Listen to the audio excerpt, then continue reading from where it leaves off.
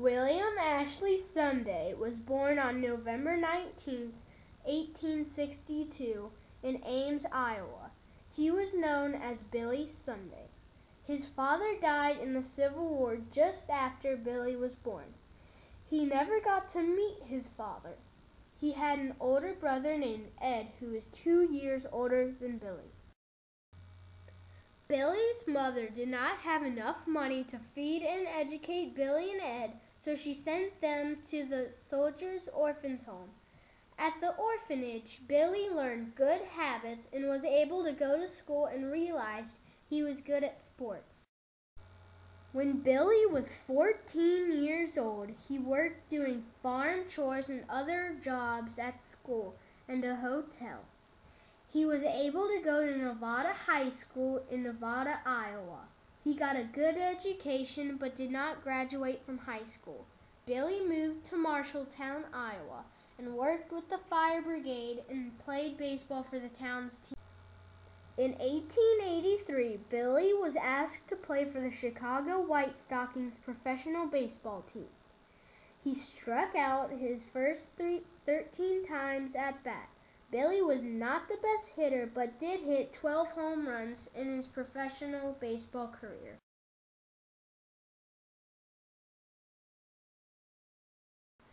Billy was one of the fastest runners of all baseball.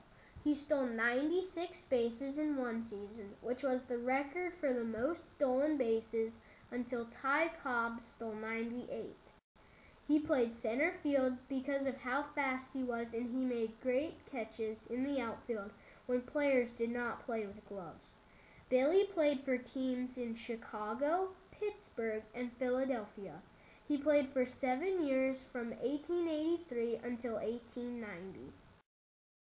In 1886, Billy accepted Christ as his Savior in Chicago at the Pacific Garden Mission. In 1891, he decided to stop playing baseball and went to work for the YMCA to help bring people to town and to preach about Jesus.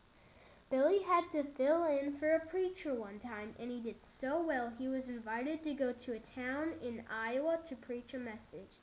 Over 300 people accepted Christ as their Savior during that event. Billy Sunday became a very popular evangelist, which is a preacher who is invited into different towns and cities to preach about Jesus for several days. He was an exciting speaker.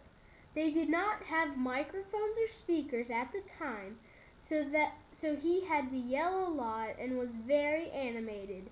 During his sermons, he would run on stage, jump, point at people, and sometimes pretend to slide into home plate.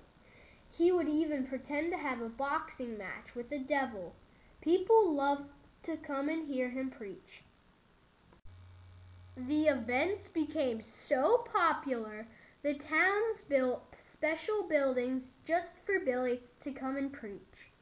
Usually there were so many people, not all of them could fit in the building, and they were turned away.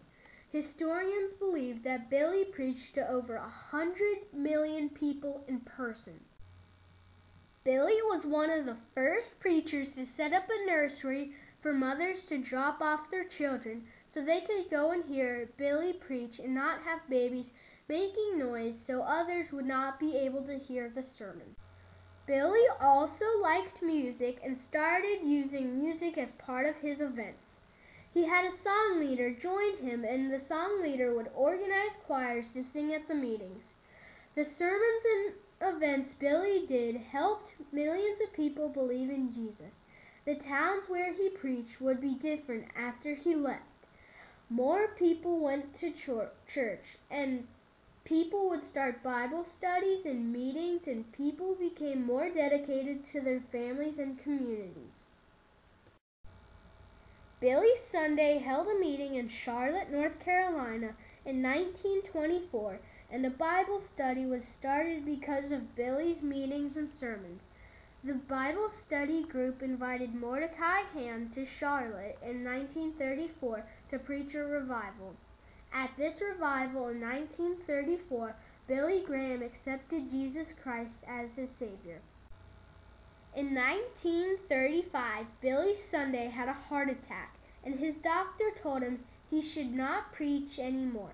He ignored the doctor and continued to preach. He died on November 6, 1935, in Chicago, 1 week after preaching his last sermon. What must I do to be saved? Billy Sunday was 72 years old when he died and was known as the baseball evangelist. He preached about 20,000 sermons in 40 years to over 100 million people.